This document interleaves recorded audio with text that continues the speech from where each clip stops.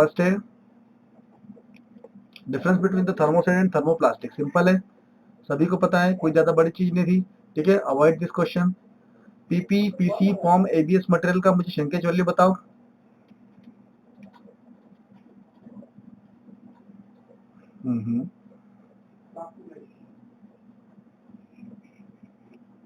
Form के लिए, ABS के लिए, और पीवीसी के लिए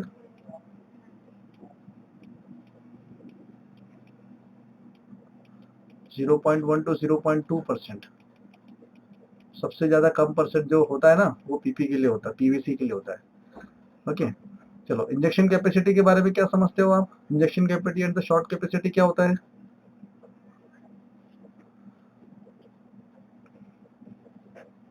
ये कितने ग्राम मटेरियल एक शॉट में इंजेक्शन मोल्डिंग मशीन डालती है, कितने ग्राम का मटेरियल उसके अंदर भर देगी, बेसिकली उसका वॉल्यूम कितना है, उसका वॉल्यूम कितना, उसी को बोलते हैं शॉर्ट कैपेसिटी। अगर टनेज के बाद हम लोग क्या देखते हैं, टनेज के बाद किसी भी मशीन की शॉर्ट कैपेसिटी को जज करते हैं, देखते हैं, राइट। ठीक है, उसके बाद है calculate tonnage, tonnage required for the 80 diameter component and number of cavities 4। कितना आया इसका वैल्यू?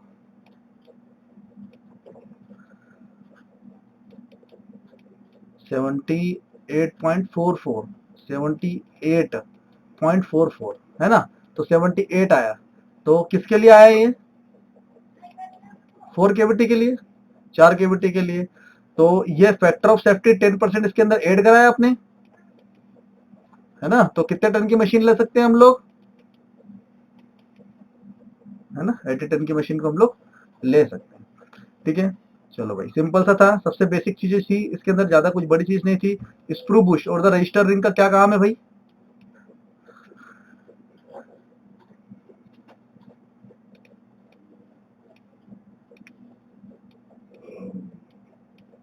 हम्म हम्म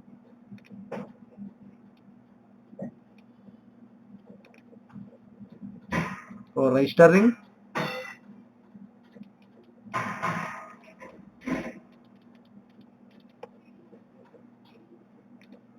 रजिस्टर रिंग क्या काम करती है भाई?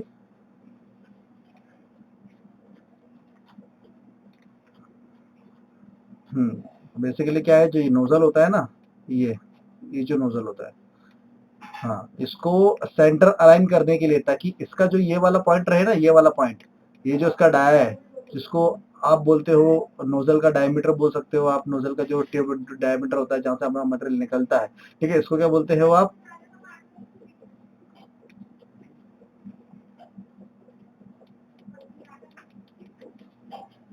ठीक है, इस होल को क्या बोलते हो आप?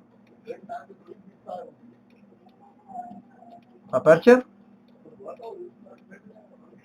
है ना, ये होल है। तो ये बेसिकली दोनों अलाइन में रहे, अगर ये दोनों सेंटर अलाइन में रहेंगे ना, तभी इसके अंदर मटेरियल प्रॉपर तरीके से जाएगा, नहीं तो इसके अंदर ये फीड नहीं कर पाएगा। तो रजिस्टर रिंग का ये यूज है यहाँ पर। ठीक है, रजिस्टर रिंग को ही हम लोग लोकेटिंग रिंग बोलते हैं, तो लोकेट करने का काम करती है। ठीक है, parting surface and its types, कौन कौन से टाइप्स होते हैं पार्टिंग सरफेस के, पता है क्या?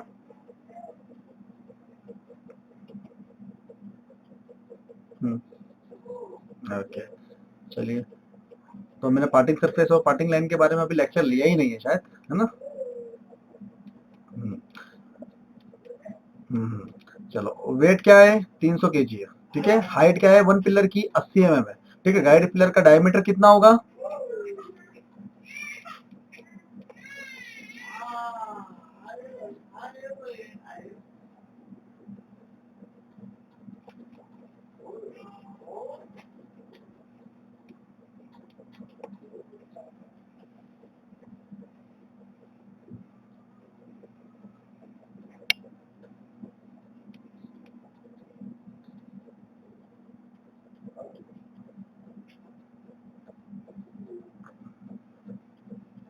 हम्म हम्म ठीक है, 80 mm किसके लिए है ये?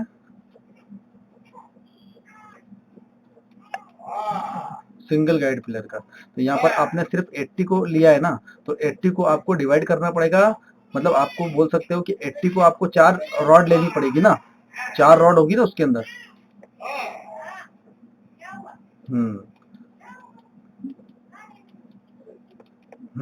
इसको इंटू 4 करोगे तो 80 आएगा। नहीं, ये जो 80 है ना, ये 80 को आपको कितना लेना है लेंथ, वो लेना है आपको 240। क्यों? क्योंकि 320। क्यों? क्योंकि यहाँ पर आपको 4 पिलर लेना है। जब 4 पिलर लोगे आप, तो आपके पास बेसिकली लेंथ कितनी होगी, ये ऐड करोगे, ये ऐड करोगे, ये ऐड करोगे, ये ऐड करोगे, तो टोटल लेंथ कितनी हुई, 320, राइट। तो वहां पर नंबर ऑफ, हाँ, अगर आपको मान के चलो, अगर एक बात बताओ, आपके पास मोल्ड है, फॉर एग्जांपल ये मोल्ड है ना, ये कंप्लीट मोल्ड है, तो इस मोल्ड को क्या आप सेंटर से रॉड देते हो क्या? हाँ हाँ हाँ, सिंगल का नहीं करोगे आप, सिंगल कभी नहीं करोगे। यहाँ पर आप एक पिलर की लेंथ देखोगे, क्योंकि आपका जो गाइड पिलर की लेंथ है वो यहाँ से लेकर यहाँ तक डायरेक्ट पूरी इतनी बड़ी नहीं जा रही है, वो सिर्फ आपको पिलर की लेंथ लेनी है,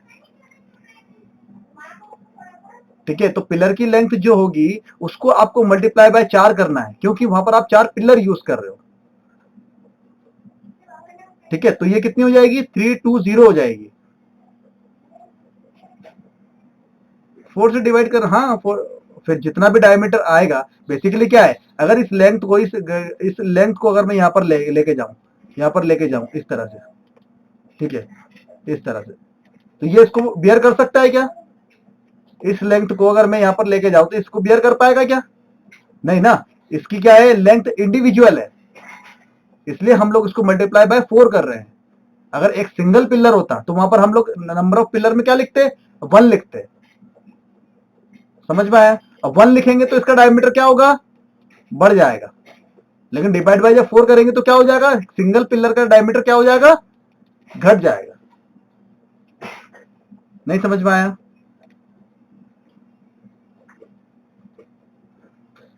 देखो, हाँ, तो बेसिकली क्या है, वहां पर है ना एक लेंथ की बात हो रही है। देखो, जैसे कि मान के चलो एक छोटा, ये एक रॉड है, ठीक है, बताया था मैंने, ये रॉड अगर मान के चलो यहाँ से लेकर यहाँ तक 1000 की है, 1000 की है, ठीक है। इसकी जो थिकनेस है, इसकी थिकनेस या फिर इसका डाया आप बोल सकते हो, डाया है, ठीक है, वो कितना है, मान के चलो 4 का है। इसको आसानी से मोड़ सकते हो आप, ठीक है। अगर यही यही अगर मान के चलो मैं 10 का ले लूं, और जो ये डाया इतना ही है, डाया क्या है, इतना ही है, लेकिन अगर 10 का है तो इसको मोड़ पाओगे क्या? मतलब इसके अंदर स्ट्रेंथ आ गई, आया समझ में? चलो, गाइड पिलर का वीडियो को एक बार फिर से देखना, थोड़ा सा अगर कंफ्यूजन रहेगी तो, ठीक है। इसीलिए तो वहां पर नंबर ऑफ पिलर हम लोग वहां पर 4 लेते हैं, नहीं तो एक ही नंबर ऑफ पिलर ना ले हम लोग वहां पर। अगर लेके एक नंबर ऑफ पिलर लेंगे तो वहां पर हमको सेंटर में उतना ही बड़ा रॉड लगाना पड़ेगा, लेकिन ये भी तो देखो, वहां डाया के हिसाब से वहां पर लेंथ भी तो कम हो रही है ना उसकी। लेकिन यहाँ पर अगर मैं इसको अगर डिवाइड बाय 4 कर दूं, डिवाइड बाय 4 कर दूं, तो यहाँ पर जो पिलर है वो कितना सा बच रहा है हमारे पास, इतना सा बच रहा है ना उसके अंदर।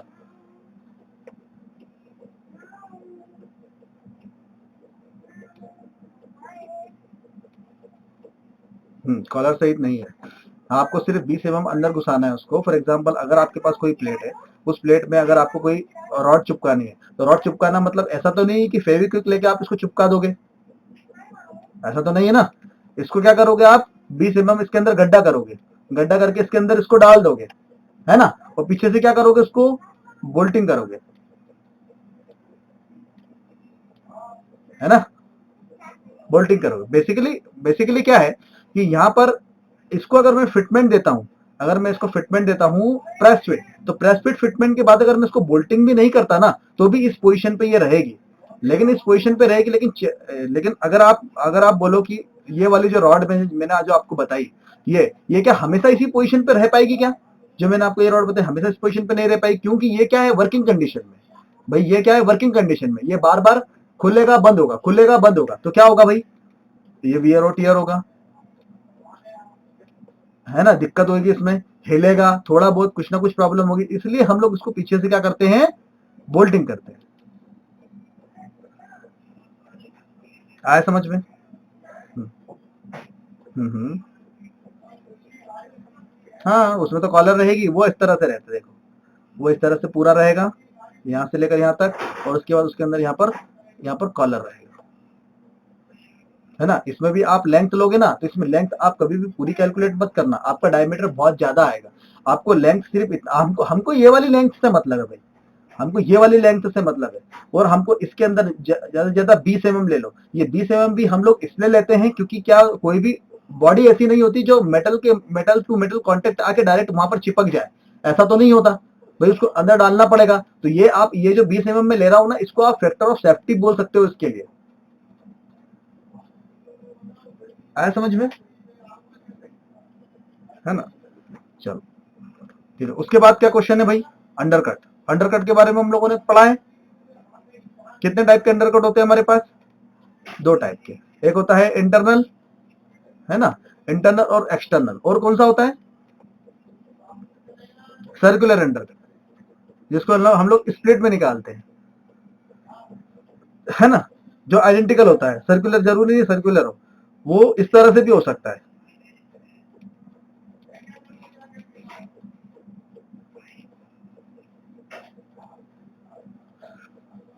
ठीक है, ठीक है भाई। ये सेक्शन व्यू है ना, एक बार बना के देखना। ये जो सेक्शन व्यू मैंने आपको बताया है ना, ये सेक्शन व्यू एक बार बना के देखना, क्योंकि हमारे टाइम पे बेसिकली क्या होता था कि जब हम लोग बनाते थे ना ड्राइंग्स वगैरह, तो हम लोग शीट पे बनाते थे। मैंने आपको बताया है, शीट पे बनाया करते थे, A3 की शीट पे, है ना। तो वहां पर क्या है, एक इमेजिनेशन बनती है डिजाइनर के लिए, एक इमेजिनेशन बहुत अच्छी होना चाहिए। जब आप ड्राइंग करते हो ना, तो आपकी इमेजिनेशन पावर बढ़ती है, राइट। तो ये यहाँ पर आपको वो चीज देगी। क्लियर है? मुझे बताओ, हेडल या आप सेक्शन लाइन कितनी तरह की होती है, किसी को पता है? ड्राइंग्स में कितनी तरह की लाइंस होती है, चलो ये बताओ। अगर आप इंजीनियरिंग ड्राइंग करोगे तो कितनी तरह की लाइंस होती है? हम्म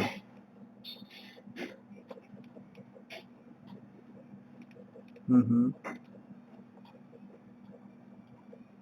है ना। और अगर जिगजैग में अगर मैं आपको ये बोलूं, तो फॉर एग्जांपल ये जिगजैग में अगर मैं बोलूं कि इस तरह की लाइन है आपके पास, इस तरह की, है ना, ये वाली लाइन है, ये, ठीक है। एक लाइन आपको बोलूं कि मैं इस तरह की लाइन है भाई,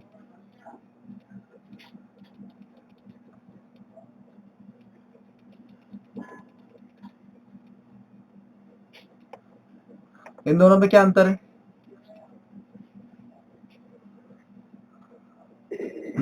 तो ये क्या है? कंटिन्यूअस है, लेकिन ये मटेरियल को दर्शाता है, पता है आपको, ये बोलता है मटेरियल। ये मटेरियल है स्टील, आप फिर बोल सकते हो MS, या फिर ऐसा कोई स्टील, या फिर इसको आप बोल सकते हो जनरल लाइन, जनरल हैशिंग के लिए इसको यूज किया जा सकता है। इसको बोलते हैं प्लास्टिक। अगर यहाँ पर आपको इस तरह की हैशिंग दिखेगी ना, तो इसका मतलब है ये मटेरियल को दर्शा रहा है वहां पर, कि भाई ये मटेरियल कौन सा है। अगर मैं आपको बहुत सारे पार्ट्स बताऊं कि भाई ये प्लास्टिक ये है, और ये मेटल है, और इसके ऊपर कुछ रबर का इस तरह से कुछ लगा हुआ है, ठीक है, तो इसके अंदर आपको अलग अलग तरह की हैशिंग नजर आएगी, अलग अलग तरह के हैच नजर आएंगे, ठीक है। तो वो क्या दर्शाते हैं? वो दर्शाते हैं इसका मटेरियल। नोट डाउन कर लो, ठीक है, इंपॉर्टेंट है, ठीक है। तो भाई ये ड्राइंग्स की छोटी छोटी चीजें होती हैं। मैंने आपको सेक्शन व्यू बनाने को बोला, तो सेक्शन व्यू बनाने से मतलब ये है कि सेक्शन व्यू में आपको क्या, सभी पार्ट्स वगैरह सभी चीजें याद हो जाएंगी, है ना। सभी चीजें आपको याद हो जाएंगी भाई, उसके अंदर कौन कौन से पार्ट्स लगते हैं। चलो, आपको तो मैंने मोल्ड का सेक्शन व्यू बनाने के लिए बोला, हमने कंपोनेंट के सेक्शन व्यू बनाए with the mould, A3 sheet पे, वो भी पेंसिल से और स्केल से, जिसको आपको मिनी ड्राफ्टर बोलते हो। MD इंजीनियरिंग में कभी यूज किया होगा, क्या है ना। तो भाई ये चीज जरूरी है, बहुत जरूरी है, ठीक है। लाइक होमवर्क लो इसको, ठीक है। चलो भाई, अंडरकट का लेंथ अगर 3.5 है, ठीक है, तो स्लाइडर का हाइट है हमारे पास 50 mm का, then what will be the angle required for the angular pin and the heel block? कराए किसी ने?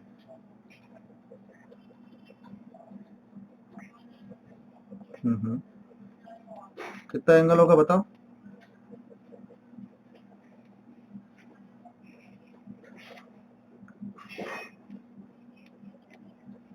हम्म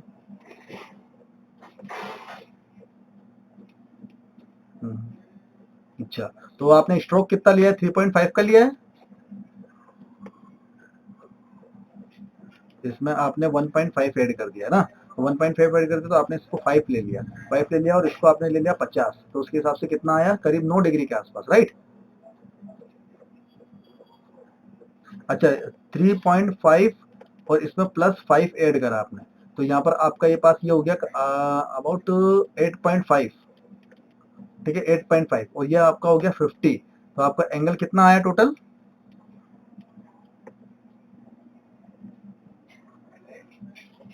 9.64 डिग्री, ओके। और हमारा हिल ब्लॉक का कितना लिया आपने? 11.6, ठीक है, ठीक है, लेकिन एकदम एग्जैक्ट वैल्यू नहीं लेना है। अगर हमारे पास पीछे अगर क्लियरेंस है ना, अगर हमारे पास पीछे अगर क्लियरेंस है, मूव कर सकता है तो मूव कर सकता है, तो हम लोग वहां पर क्या ले सकते हैं? हम लोग वहां पर डिग्री ले सकते हैं 10। अगर यहाँ पर इसको 10 के बराबर मान सकते हैं, लेकिन 10 के बराबर मांगेंगे तो वहां पर ट्रेवलिंग भी उसके हिसाब से ही करेगा, तो वहां पर स्टॉप प्लेट लगाएंगे ना, तो उतनी ही डिस्टेंस हमको उसके अंदर ऐड करनी पड़ेगी। क्लियर है ना? ये चीज थोड़ा सा ध्यान रखना, है ना। अब यहाँ पर देखो, if the internal undercut 2 mm का है भाई, इजेक्टर स्ट्रोक कितना है? 40 mm का। लिफ्टर पिन का एंगल क्या होगा? ठीक है, नोट दिया हुआ है यहाँ पर। नोट क्यों दिया है मुझे बताओ जरा। यहाँ पर एक नोट दिया है, we can not travel lifter more than 5 mm, 5 mm से ज्यादा हम लोग लिफ्टर को ट्रेवल नहीं कर सकते।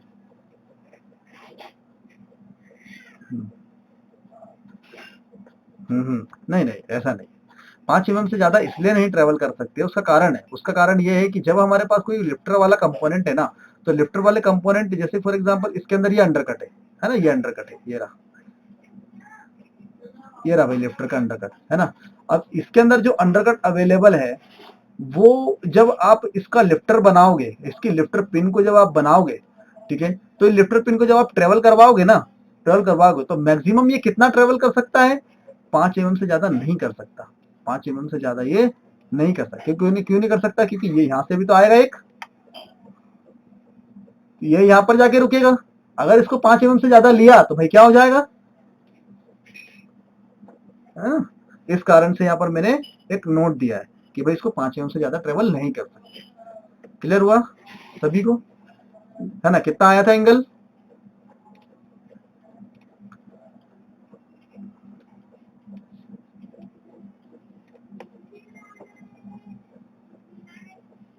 ठीक है, 7.125, तो 7.125 ही लेना है वहां पर, ठीक है, एग्जैक्ट एंगल लेना है, ठीक है। 7 डिग्री ले सकते हो थोड़ा सा, है ना, लेकिन एग्जैक्ट हर किसी में लेना है। लेकिन देखो बेसिकली क्या होता है कि अगर हम चाहते हैं कि हमारा जो कंपोनेंट है उसके डायमेंशन बिल्कुल एग्जैक्ट बने, हमारा डायमेंशन, हमारे कंपोनेंट का डायमेंशन अगर यहाँ से लेकर यहाँ तक का अगर डायमेंशन इसका है 100.3 है, तो हम चाहते हैं कि 100.3 बने, लेकिन ऐसा कभी पॉसिबल नहीं है कि वो 100.3 बने। इसके लिए हमको कुछ ना कुछ टॉलरेंस देना पड़ेगा। क्या देना पड़ेगा? टॉलरेंस देना पड़ेगा। तो आप वो मेटल हो या फिर प्लास्टिक कंपोनेंट बन के तैयार हो रहा हो, या मेटल की कटिंग हो रही हो, या फिर वायर कट ऑपरेशन हो रहा हो, या एडीएम ऑपरेशन हो रहा हो, हर चीज के लिए एक टॉलरेंस है, वो डिसाइडेड है कि भाई इस टॉलरेंस के बीच में ही आप उस चीज को बना सकते हो। कल मैंने एक भेजा था जेडीएनटी लेक्चर, किसने किसने नहीं देखा? और किसने नहीं देखा? वेरी गुड, नहीं देखा, कोई बात नहीं। चलो एक बार फिर पूछता हूँ। हाँ, पंकज, रौनक, राज, मनीष, किसने नहीं देखा? पंकज आपने देखा? अच्छा, पर रौनक आपने? ओके, राज पटेल देखा, समझ में आया क्या था उसमें? क्या था उसमें आज? जिसकी मैंने बताया था कि मोल्डिंग के अंदर हम लोग कौन कौन से फिट्स और कौन से टॉलरेंस का इस्तेमाल करते हैं, राइट, है ना। और हर मटेरियल का टॉलरेंस चार्ट अलग अलग होता है, हर मटेरियल के लिए टॉलरेंस अलग अलग होता है, राइट। चलिए मनीष आपने देखा? ओके, चलिए, मतलब 50-50 चल रहा है हमारी क्लास में, राइट। चलो ठीक है, चलो भाई, है ना। देखो बेसिक कल के लेक्चर में मैंने आपको ये बताया बेसिकली कि हमारा जो मोल्ड है, मोल्ड की जो हम लोग मैन्युफैक्चरिंग करते हैं ना, तो वो प्लेट में हम लोग कुछ होल करते हैं। जैसे कि मैंने ये गाइड पिलर और गाइड बुश के, सॉरी, ये गाइड पिलर के लिए मैंने होल किया। ठीक है, जिस तरह से मैं ये गोला बना रहा हूँ ना, ये इस तरह से नहीं होगा भाई, ये बिल्कुल एकदम सर्कुलर होता है। ठीक है, एकदम सर्कुलर होता है। तो भाई इसको अगर मुझे मशीन करना है, तो इसको मशीन करने के लिए मेरे को इसके अंदर क्या देना पड़ेगा, मुझे बताओ। कि अगर मेरे पास इस तरह की एक प्लेट है ना, इस तरह की एक प्लेट है, इसके अंदर मेरे को एक होल करना है, ये होल करना है। तो ये होल कितने का है, ये 20 का डायमीटर है भाई। कितने का है, 20 का डायमीटर है। तो 20 का डायमीटर अगर ये है तो मैं क्या डायरेक्ट 20 के ड्रिल से इसको ड्रिल कर दूंगा क्या, ऐसा होगा क्या, क्यों नहीं करूंगा। क्योंकि बेसिकली जब हम मटेरियल को काटते हैं ना, तो भाई मटेरियल क्या होता है, गर्म होता है। गर्म होगा तो वो एक्सपांड होगा, है ना, एक्सपांड होगा। और इसके बाद क्या होता है कि जब अब आप अपने टूल की बात करो, तो टूल का जो सेंटर से क्या होता है, एक इनटोल और आउटटोल आप बोल सकते हो। कि सेंटर से जैसे कि ये फ्लक्चुएट वो होगा। जैसे भाई आप टेबल पे लेके कभी आप स्केल स्केल को लेना और स्केल को है ना दबाना और फिर छोड़ देना, तो क्या होता है, वो वाइब्रेट होता है ना। तो भाई यहाँ पर ये है ना, मशीन का भी एक लिमिट होती है। मशीन भी कोई भगवान थोड़ी ना है भाई, तो ये भी एग्जैक्ट चीज थोड़ी ना बना सकती है। अगर आपको यहाँ पर 20 का अगर बनाना है ना होल, तो आपको इसको है ना 20 से कम का टूल लेके पहले इस होल को क्रिएट करना पड़ेगा और कुछ स्टॉक छोड़ना पड़ेगा। एक स्टॉक छोड़ना पड़ेगा, 0.5 का या 1 mm का आपको स्टॉक छोड़ना पड़ेगा। उस स्टॉक को छोड़ने के बाद आप उसके ऊपर दूसरे टूल का इस्तेमाल करोगे, जिसको बोलते हैं रिमिंग, रिमर। रिमर का इस्तेमाल करोगे, जिससे वो उसका जो वो फेस है, या फिर आप जो आपको डायमेंशन चाहिए, जैसे मान के चलो आपका बना 19.5 का, पहले बना 19.5 के बाद आपको 0.5 का मटेरियल और काटना है, तब वो आपका 20 का बनेगा। 0.5 का मटेरियल काटना पड़ेगा, धीरे धीरे काटना पड़ेगा, है कि नहीं। तो बेसिकली क्या है, वो क्यों करते हैं हम लोग ये सब, ये मगजमारी क्यों कर रहे हैं हम लोग, इसलिए कर रहे हैं ताकि भाई इसका जो डायमेंशन है ना, उसको हम लोग अचीव कर सके। अगर हमको मांगा है 20 plus minus 20 micron, 20 plus plus minus 20 micron, है ना, ये मांगा है ना हमको, तो हमको इसको अचीव करना है यहाँ पर। इसलिए हम लोगों ने ये सब GD&T वगैरह और सब चीजें हम लोगों ने पढ़ते हैं, है ना। अब बिसाइड ऑफ दिस, मैं आपको एक और चीज बताता हूँ कि यहाँ पर अगर मैं 3-4 मटेरियल लेता हूँ, एक लेता हूँ प्लास्टिक, एक लेता हूँ मैं एल्यूमिनियम एल्यूमिनियम और एक लेता हूँ मैं MS, ठीक है, एक में लेता हूँ हार्ड स्टील, हार्ड स्टील, ठीक है, यहाँ पर लेता हूँ हार्ड स्टील, ठीक है। अब मान के चलो, ठीक है, OHNS होता है ना, क्या है मतलब इसका, ऑयल हार्डेंड नाइट्राइड करके कुछ है शायद, नॉन श्रिंकेज, श्रिंक नहीं होता है ऐसा।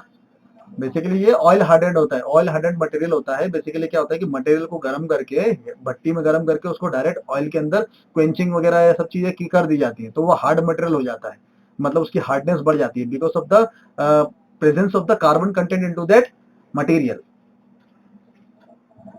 वो क्या होता है, हार्ड हो जाता है ना। आयरन कार्बन डायग्राम पढ़ा ना भाई, मटेरियल तो एक ही है, आयरन तो आयरन होता है, लेकिन फिर भी हर स्टेज पे वो है ना, उसकी उसकी प्रॉपर्टी चेंज होती जाती है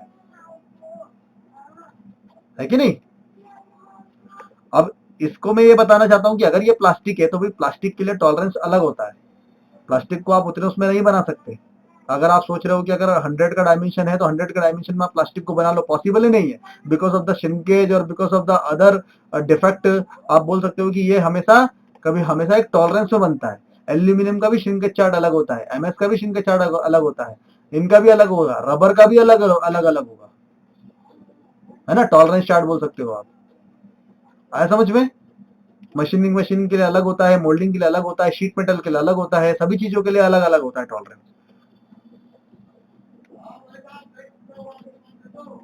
आया समझ में। सॉरी, होल बेसिस सिस्टम और शाफ्ट बेसिस सिस्टम, अच्छा क्वेश्चन है। देखो भाई, होल बेसिस सिस्टम मतलब ये होता है कि आप पहले ना होल को क्रिएट करते हो, होल को क्रिएट करते हो, उसके बाद उसके अकॉर्डिंग आप अपनी शाफ्ट को बनाते हो। क्योंकि होल को करना है ना आसान है, जब आपने होल को अचीव कर लिया, तो होल का जब आपको एक बार डायमेंशन मिल गया ना, तो आप शाफ्ट को आसानी से बना सकते हो। Shaft is nothing but a rod, एक रॉड जो होती है ना उसको बोलते हैं shaft. Hole is nothing but, hole मतलब एक सर्कुलर, लेकिन ऐसा नहीं होता है कि सर्कुलर मतलब होल को डिनोट करता है। होल बेसिकली क्या होता है कि जैसे कि मान के चलो किसी पार्ट का मेल पोर्शन है, मेल पोर्शन है ना, ये जैसे कि मान के चलो ये इस तरह से प्लेट है हमारे पास, मान के चलो ये क्या है, ये फीमेल है, ये क्या है सॉरी फीमेल है ना। अब इसके यहाँ पर ये क्या है, ये भी एक प्लेट है, सर्कुलर प्लेट है। ये फेस क्या है हमारा, ये मेल है, मेल है। तो ये इसको क्या बोल देंगे हम लोग, इसको बोल देंगे शाफ्ट। इसको क्या बोल देंगे भाई हम लोग, इसको बोल देंगे होल। तो इसका जो फेस रहेगा ये क्या बनेगा, S7 बनेगा। इसका जो ये फेस बनेगा ये क्या बनेगा, P6 और द G6 और द K6 वो बनेगा, है ना, ये बनेगा। ये होल और शाफ्ट सिर्फ बोलने वाली बात है, मतलब हमेशा सोचो कि आप होल मतलब सिर्फ होल ही होता है, ऐसा नहीं होता। उसके अंदर रिलेशन होता है, उसके बीच में रिलेशन होता है। क्लियर हुआ थोड़ा थोड़ी चीजें।